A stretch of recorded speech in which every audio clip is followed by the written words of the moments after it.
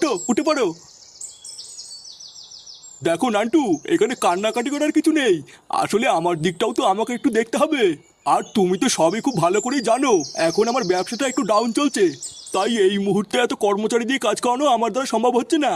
কটা দিন একটু কষ্ট সৃষ্ট করে চলো নান্টু, তারপরে আমার ব্যবসাটা ঠিক হলে আবার ডেকে নেবো। সামনে পুজো, এই অসময়ে কাজ চলে গেলে আমরা কি খাবো স্যার? আমরা পুরো পথে বসে যাব। আমি ছাড়া আমার ফ্যামিলিতে আর কেউ ইনকাম করে না। আমরা পুরো পথে বসে যাবো স্যার। আমার কাজটা কেড়ে নেবেন না। আরে সে না হয় আমি সবই বুঝতে পারছি, কিন্তু আমারও তো কিছু করার নেই নান্টু। দেখো, কটা দিন একটু কষ্ট সষ্ট করে চলো, তারপরে আমি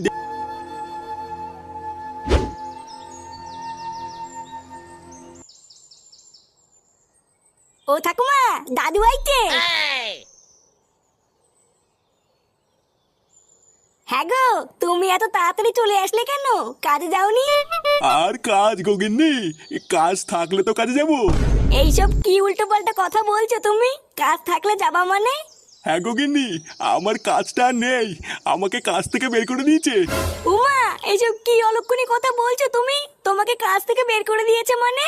কি সব বলছো? তোমার মাথা ঠিক আছে তো?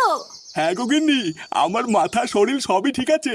মালিক আমাকে বললো কাল থেকে আর কাজে আসতে না।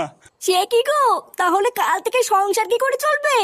আর তাছাড়াও সামনে পুজো, পুজোর ভিতরে কি করে চলবো? জানি না গোগিন্নি, আমি কিচ্ছু জানি না।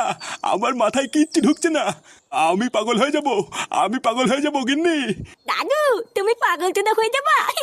ওষুধ খাও, ওষুধ খাও, দেখবা ঠিক হয়ে যাবে।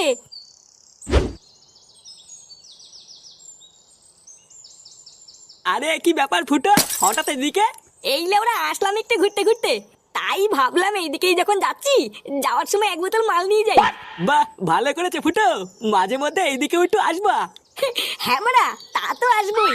তা বলো ফুটো, কয় বোতল মাল দেবো? ও বেশি না, আপাতত এক বোতল মাল দে। আর খাতায় লিখে রাখ, পরে দিয়ে দেবো। বাকি? না না, তোমাকে আর বাকিতে মাল দেবো না। লেওরা, বাকি নিতে নিতে তোমার 1600 টাকা বাকি হয়ে গেছে, তাই তোমাকে আর বাকি দেওয়া যাবে না। আগে টাকা ফেলো, তারপরে মাল দেবো। নে লেওরা, বললাম তো খাতায় লিখে রাখ, পরে দিয়ে দেবো। ভোদার বাল এমন করছিস, আমি কি তোর টাকা মেরে দেবো নাকি? আরে